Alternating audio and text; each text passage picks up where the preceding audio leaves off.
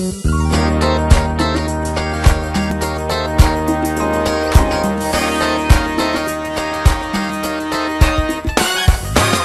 and Reet here on the Peet and Reet Show.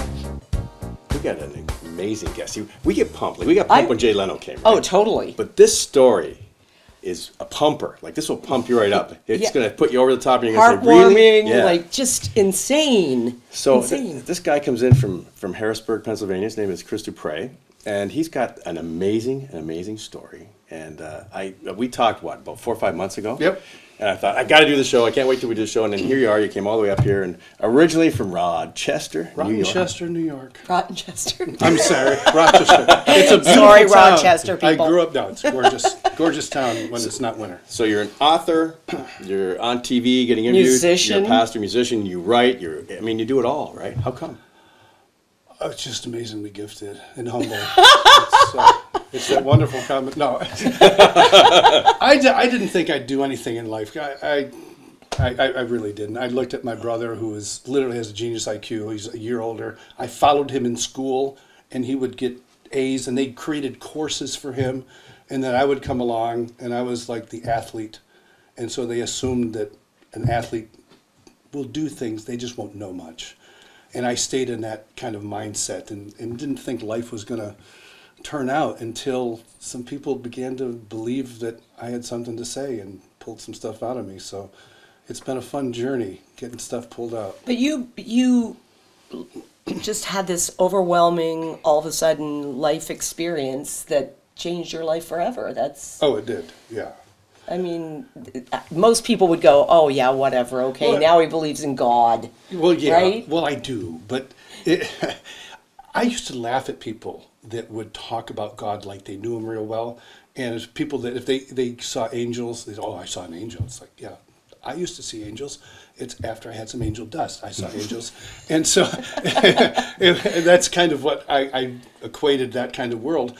And I come home one day from work, and I got a bologna sandwich in my hand, and I'd actually been praying.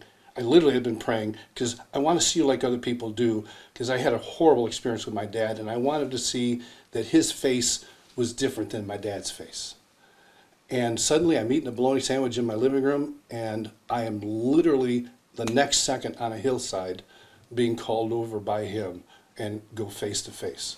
All right. So before we get to that story, let's go back into childhood, because childhood wasn't that wonderful for you. No, it wasn't that wonderful. Your dad was in the war. My dad was in World War II. He was a POW. He got blown out of a B-17. Literally, he landed on a rock and blew out his leg and broke it in 9 places. Was taken by the French underground, but he was too sick. So they gave him to the Nazis, who, thank God, gave him some medication. And he had a choice, right, to stay with the French or go with the Nazis, where he knew he was going. Well, they said, listen, we got good news and bad news. And the good news is we're the French underground. We'll take care of you. The bad news is you broke your leg in 9 places, and you're going to get gangrene. And so you got a choice. We can cut your leg off, or we can give it to the Nazis, and they can help. But so my dad was attached to his leg. And literally.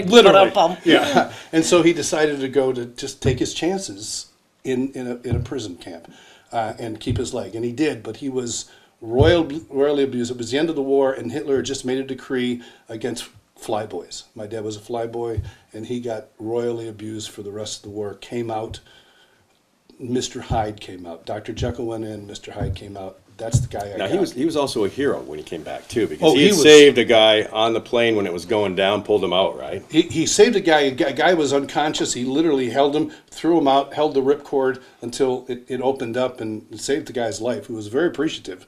And he came back in the newspapers in Rochester, Dave Dupre, he was MIA, and then suddenly, boom, he's alive, and he saved this guy who had come back and told how great he was.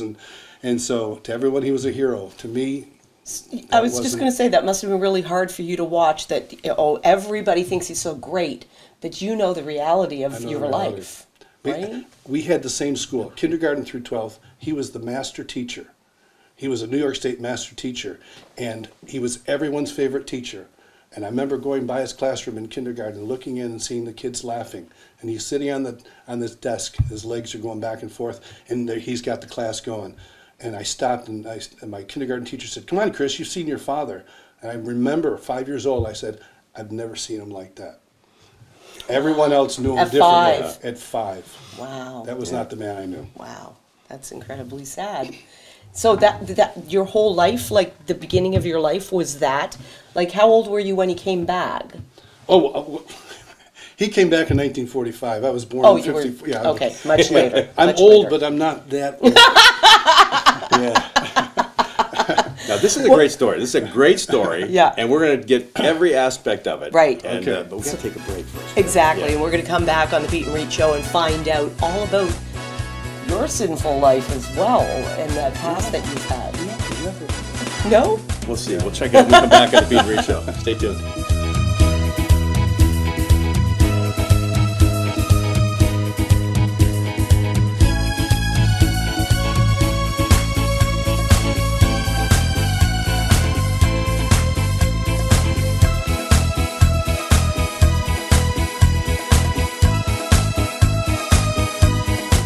We are back with Chris Dupre and into a great story that's going to lead us to him actually meeting Jesus, which is going to be a great story. But let's get into some of the details now about how you were abused, because I mean I know the story, and it wasn't nice. No, as I said, he came back from the war. He was angry. He hid it outside the home. Everyone loved him. He was everyone's favorite teacher. When he would come home, the reason being, the counselors told me later on, is that outside the home he wasn't responsible for anything. As a teacher, somebody else paid everything.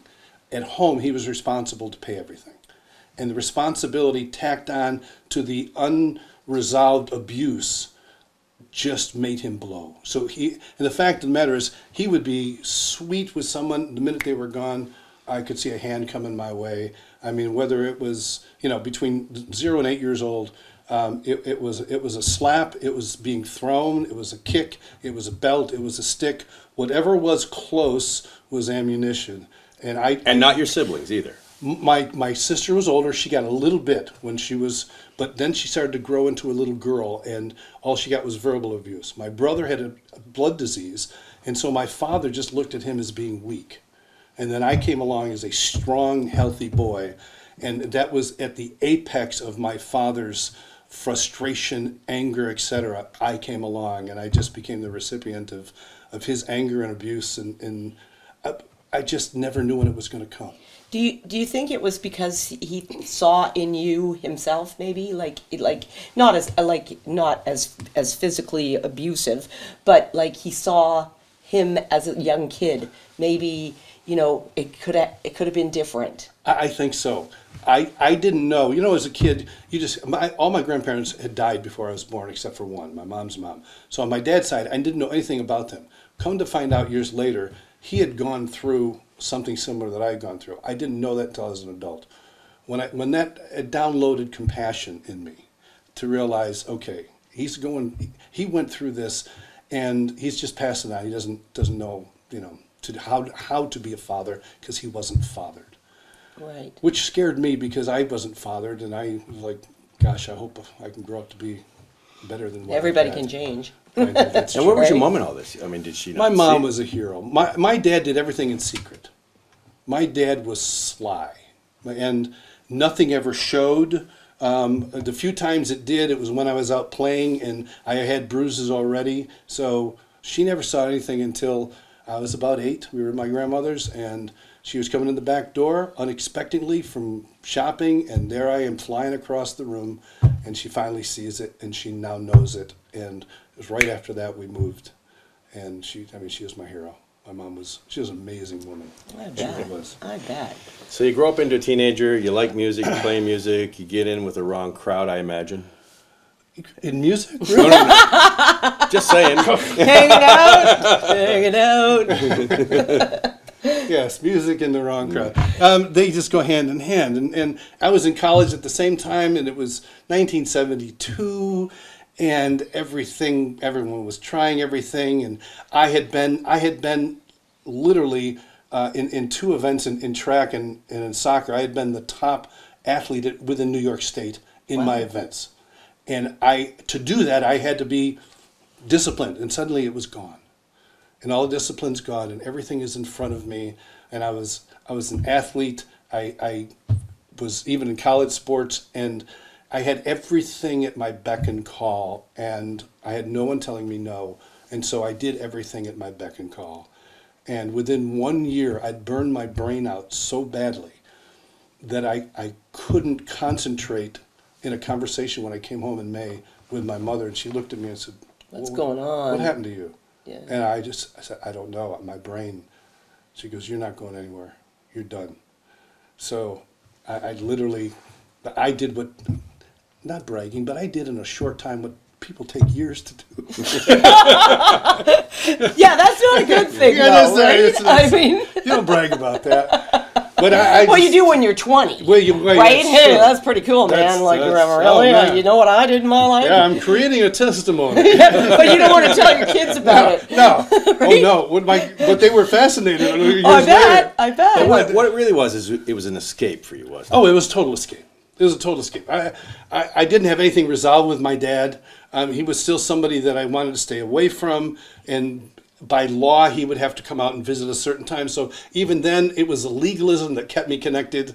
And so now I'm not, and I could do what I want, and I could finally feel something that I initiated. Yeah. And it was an absolute escape, and it was a terrible escape. It's a way to mask your pain, too, of everything that you'd been through. Right? And just when it's about to come up again, you mask it again. Yeah. And of course, you're a great athlete, and now he's coming to your events, which is just ripping on you. Oh, it was, yeah. I was 16 years old. I was breaking college records in track and field at 16 years old. I was triple jumping, amazing. I was doing 400 meters in breaking college times. And so he now starts showing up. And I think, oh, that arrogant guy is showing up because he's Chris Dupre's dad, and he's good telling him about he's Chris Dupre's dad. And my coach, he was great. He comes over and says, why are you being a jerk? I said, because my dad's showing up. And he goes, do you think he's showing up because you're hot? I said, well, he goes, that's arrogant. Stop. He used a word. Stop being something. Yeah. and I just realized that at that moment I realized my father's trying to build a bridge, and this is the only way he knows how to do it. So I'm going to give him space. That's what he was trying to do. When I finally saw it through somebody else's eyes, then I understood, and I let him build whatever bridge he could build at the time. Well, we're going to come back on the Peet and Reet show and find out about all the bridges you've burned and then some. Yeah, we're going to find out that his sister got married and he didn't know about it. Oh.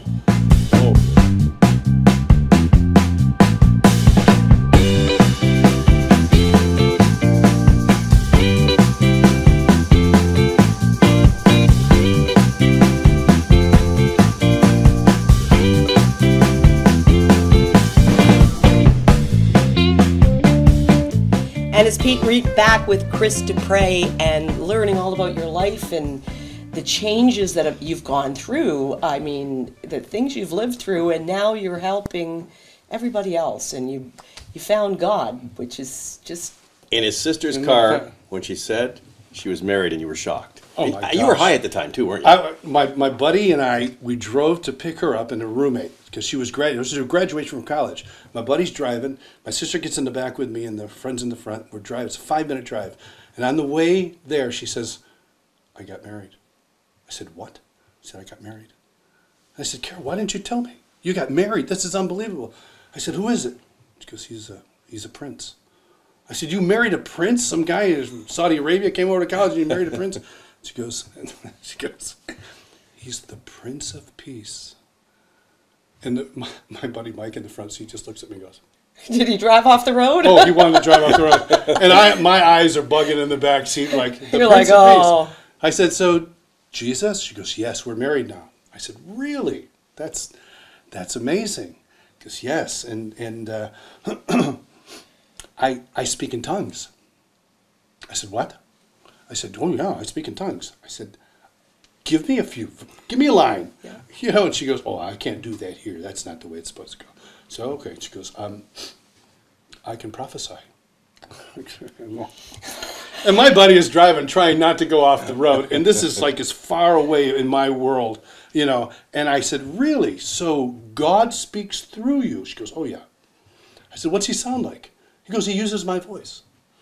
I said, he sounds like you? She goes, yeah, I guess he does. At which point I said, I never want a God that sounds like you. Not like my sister. Not like my sister.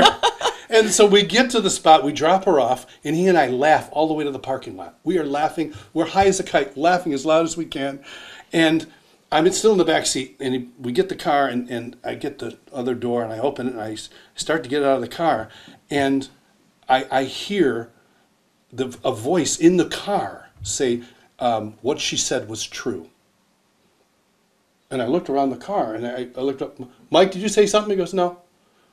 And I looked back in the car, and I started to get out of the car again. I said, everything she said was true. And I looked around in the car, and I was like, what? And I slammed the car door. The second I slammed the car door, I instantly went sober. And what she had said about I married a prince and who this prince was, suddenly I just realized I got to deal with this man, Jesus, in my life. At some point in time, I have to figure out if what he says is true, I got to deal with it. And it suddenly became a quest as opposed to a joke. Yeah. Wow. Yeah, I mean, it was sobering immediately. From that point on, you were a changed person. Oh, very much so. Yeah, I just said, you made my life. The best one that can run it is you, so I give it to you. You can take the things, you know what I'm gifted in, and you know how I got to get to use them. Help me get through there. Did you think at first, like, because I know for me, I would be like, okay, talk myself out of this. This really didn't happen. Were you doing that, or instantly you were like, nope, that happened? Believe it or not, it really was both. I instantly knew it was true and tried to talk myself out of it. Mm-hmm. Right. I did. Because that's what I would do. I think most people would go, that didn't happen. Come on. Yeah. Okay, let's really be real here. I was high. Right. I was experiencing something. It wasn't, but the more I knew it, something just grows inside of you. You just know something is right, and you got to go after it. And that's kind of where I was. I just knew something was right, was where she was coming from. And I had a life in front of me that I could say yes to, that I didn't know. But it's kind of like the third Indiana Jones, where he comes to the point of he's got to cross this bridge, but it's not there until he steps out. That's what I knew my life was going to be. It was going to be, every step is going to be there, but I have to take it, trusting him that he's going to be in the step. One at a time. One at a time. All right, we are Wow, going to take what a a quick revelation. break where you can find out the big part of this story, which is the story that's got you sitting beside us here on the Peet and Reet Show. We'll be back with that story when we come back on the Peet and Reet Show.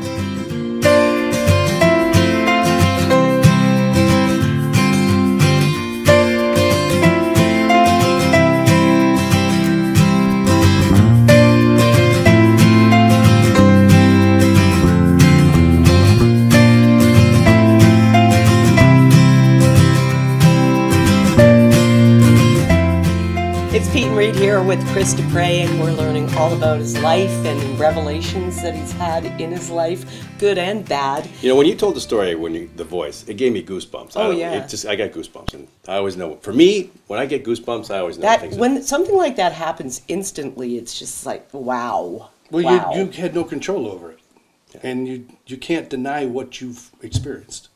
And I just couldn't. All right, so now how long between that and the bologna sandwich we're going to talk about? The bologna sandwich. It's really funny because shortly after that, as I said earlier, I really did. I gave my life over to the Lord. I was like, you lead me again. But I still had my dad's face in front of me. And I couldn't, when I would think of God, I'd see this angry father. And I didn't know how to process and deal with that. So I just said one day, Lord, I want to see you with a smiling face. Help me. Help me see what you're really like and not use my dad as a grid. And so it literally was just about a year and a half later.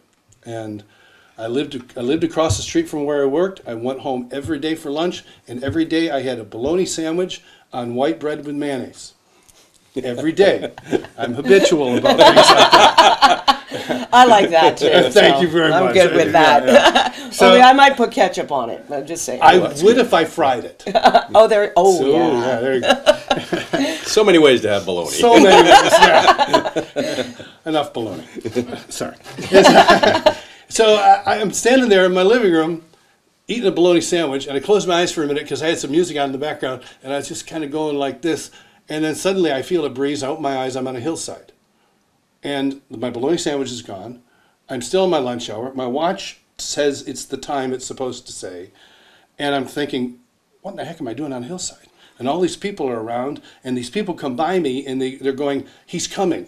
Come with us. And I'm going, who's he? I'm thinking, he. Do you think you've done drugs again? Yeah, I was just going to say that. It was kind of a moment of flashback. Hallucinogenics there. But I went up to this top of a hill, and suddenly we're in a circle, and Jesus begins to descend in the middle of us, and he's faced that way.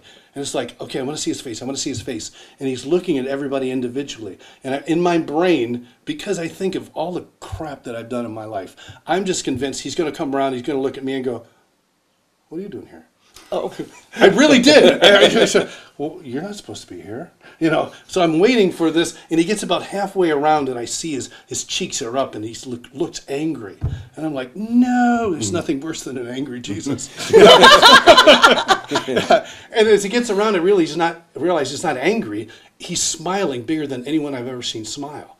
And as he turns to me, he looks at me, and he says to me, without speaking, but he says to my brain, I love you with a wild love. Now, I've gone from being the wild kid to now I'm way over here, little staunch conservative boy, going to Christian this and that. And in my mind, I said to myself, wild isn't good. And he said back to me, no, it is. I love you with a wild love. And I said to myself, how is that? Trying to come back at him. Right. And he said to me, it's wild because no one can tame my love for you. And I broke. And bet. And he ended up coming over, and he sat next to me, and he just embraced me and held me, put my head right on his chest so I could hear his heartbeat. And then he just began to kiss the top of my head and hold me. And I just wept and wept and wept and wept. And then suddenly I fell back in my living room with the bologna sandwich there. The time had gone by exactly how long I'd been gone. And I just went to my bedroom, and I went on my pillow, and I just wept into my pillow. And I soaked it in 20 minutes, so much so that when I put my hand on my mattress under my pillow, bubbles came up. I had soaked through my bed. And so 20 years of pain, I just call it a godly deliverance. He just delivered the pain out of my soul. And from that point on, I began to have compassion for my dad. I began to understand what he went through in prison.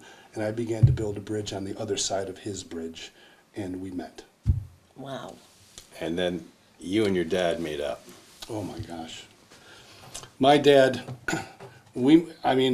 I went to him beside his garden one day, and I just felt I was supposed to forgive him for whatever had happened. And there was always this gulf between us about what happened, what he did to me as a kid. We ignored it. And I just said, Dad, I just have to say one thing.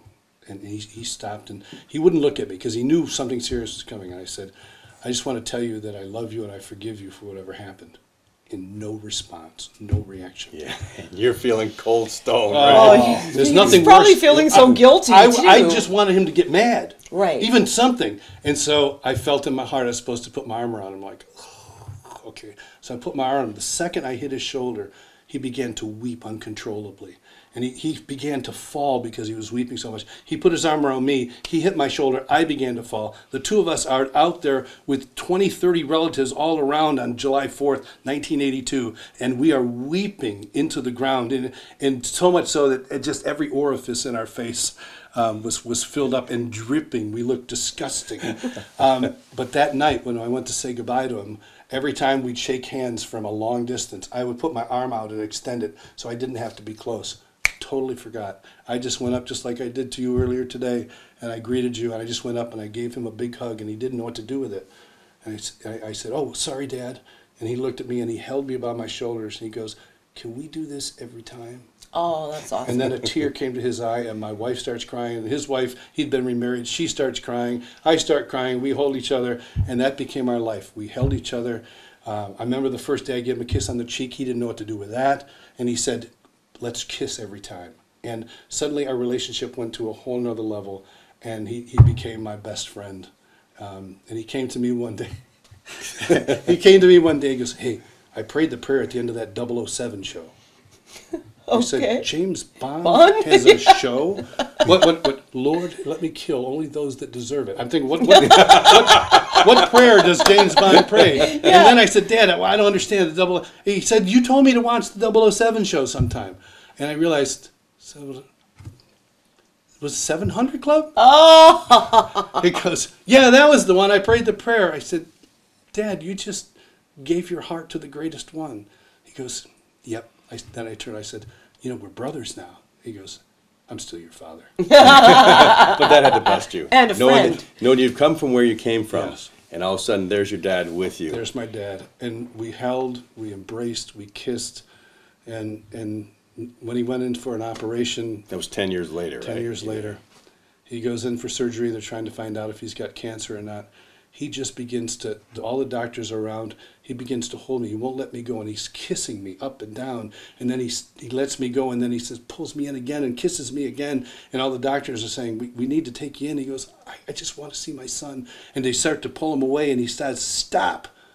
And they turn the stretcher around and pull me so I can look at my boy. Wow. You're going to make me cry now. Stop it. But here's the thing. Real fast. He looked at me and he goes, I love you. And I said, I love you too. He goes, no, I love you more. And I did the same thing. And then he takes his finger and goes, he starts shooting these love bullets at me. And I'm going like this. And I do the same thing to him. He's going like this. Unfortunately, he didn't have many clothes on. And he shoots off his cover. Dad, put it back on. Puts it in. He gets into the elevator and the elevator door closes. He kisses his thumb. Puts up to me like this. I'm crying. The nurses are crying. And my father died on the table. Oh. But the memory I have of my dad is a loving, kissing, I'm proud of you. That face changed for me what the face of God is. And Absolutely. now I know how he feels about me. And you're a pastor now. Wow. You're out teaching. Yep. A wonderful, wonderful, wonderful story. And if they want to get, you've got some books here. What do you want to pull up and show? Yeah. Gosh, what don't we have here? This is the story that I just told with a whole lot more detail. The wild love of God, and it has to do with that time when he was looking at me and says, I love you with a wild love. I've got some more books. There's some CDs here. This one, if you saw The Shack, if you got the book, look in the back of the book. That's advertised in the back. My beautiful one. You can get it through there. And it's if you love piano, it's my favorite keyboard player in the world. Plays an hour's worth of my love songs, and it's just wonderful. So Who was the songwriter in your family then? Like who? My dad. It turns out he wrote a bunch of poetry that I just recently, a few months ago, got his book of poetry from 1941 to 1965. And it's got about 100 poems in it, and now I know where it came from. There you go. Yeah. So now, if you're talking to the folks out there, and they're being abused, or they doubt there's a God, what do you say to them? Wow. I want to say this. God doesn't put us in places so we get abused. Abuse comes because people do horrible things. But he is there in the midst of it. He was there in the midst of it for me. He was there in the midst by sending friends along. He was there in the midst by giving me a mother who was a hero. So I just want to say he's always good all the time. Don't look to him to blame, and yet don't be alone. There are people that you can trust. There are people that are wanting to hear your story, because you wouldn't believe how many people have gone through the same thing you may be going through. So there is help.